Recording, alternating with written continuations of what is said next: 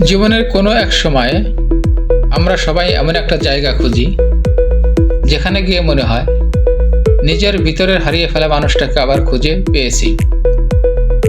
গত মাসে আমরা এমন একটা যাত্রা করেছিলাম, বান্দরবন, বগালেক আরও কেওক্রাডাঙ্গা। এটা যাত্রা যে আমাদেরকে শুধু ভ্রমণ করায়নি, বরং বদলে দিয়েছে, ভালোবাসা শিখিয়েছে, অনুভবের নতুন মানে বুঝিয়েছে। চড়ে রাস্তা যত এগোতে লাগলাম, চারপাশে পাহাড় যেন এক একটা গল্প খুলে দেখাচ্ছিল। মনে হচ্ছিল তারা বলছে, চলো তোমাকে একটু নিজের কাছে নিয়ে যাই। জীবনের ব্যস্ততার ভিড়ে কতদিন তো নিজের ভিতরের কথা শুনোনি, আজ বুঝি সেই দিন। 500 দূরত্বে, বাতাসে হালকা ঠান্ডা, আর নীরবতার ভিতর যেন লিখে রাখা কবিতা।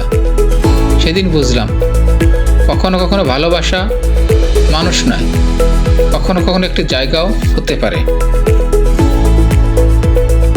লেকের পাশে হাঁটা, শান্ত পানি, বোকা মানুষদের মতো আমি অনেকক্ষণ তাকিয়েছিলাম পানির দিকে, নিজেকে দেখছিলাম।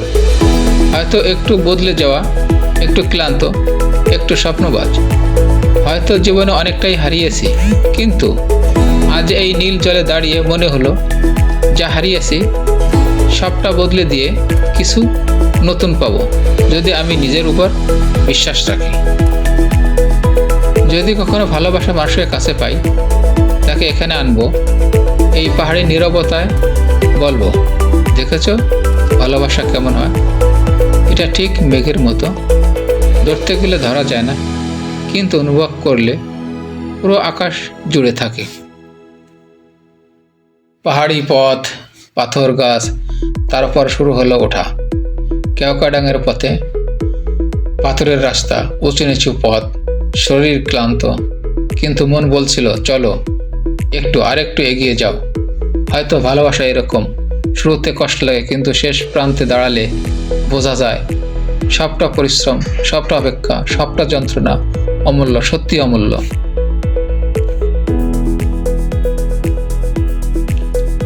অনেক সময় থেমে গিয়েছি, বসে পড়েছি পাথরের উপরে, শ্বাস নেওয়ার ফাঁকে আকাশকে দেখেছি, মেঘ আর পাহাড়ের ফাঁকে। মনে হয়েছে জীবন আসলে এই বিরতিগুলোতেই সুন্দর। মানুষের জীবনে ক্লান্তি থাকে, কিন্তু সেই ক্লান্তিতেই তো বিশ্রাম খুঁজে পাওয়া যায়। পথে দেখা হলো কিছু মানুষের সাথে, তাদের হাসিতে ছিল নির্ভেজাল শান্তি। তারা হয়তো আমাদের মতো সব কিছু পায়নি, কিন্তু তাদের চোখে ছিল আনন্দের আশ্চর্য এক আলো। তখন মনে হলো ভালোবাসা, সুখ কিছুই আসলে বড় নয়, সব সুখ ছোট ছোট জিনিসে লুকিয়ে আছে, আমরা শুধু দেখতে ভুল করি। যত উপরে উঠতে থাকলাম, জীবনের বোঝা যেন এক এক করে ঝরে পড়ছিল। কত প্রশ্ন ছিল নিজের কাছে, আমি কি ঠিক পথে আছি? আমি কি যথেষ্ট? আজ বুঝতে পারলাম, হ্যাঁ আমি যথেষ্ট, কারণ আমি চেষ্টা করছি, কারণ আমি হার মানিনি।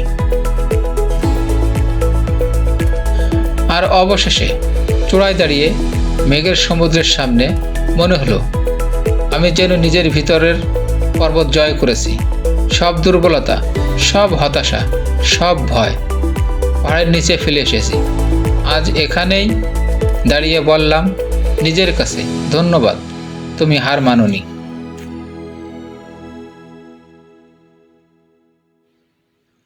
যদি কখনো কেউ আমার জীবনে আসে, যে মানুষকে আমি ভালোবাসবো, তাকে এখানে নিয়ে এসে বলবো, তুমি দেখো পৃথিবী কত সুন্দর। আর আমরা যদি চাই, আমাদের গল্পটাও তেমন সুন্দর হতে পারে। আজ আমি শিখলাম, ভালোবাসা শুধু পাওয়া নয়, নিজেকে ভালোবাসতে শুরু করতে হয়। বান্দরবান, তুমি আমাকে বদলে দিয়েছ, আমার ভিতরের মানুষটাকে নতুন করে জন্ম দিয়েছ। তুমি শুধু একটা জায়গা নাও, তুমি আমার হৃদয়ের একটা অধ্যায়, একটা ঠিকানা, যেখানে ভালোবাসা নীরবে বসবাস করে।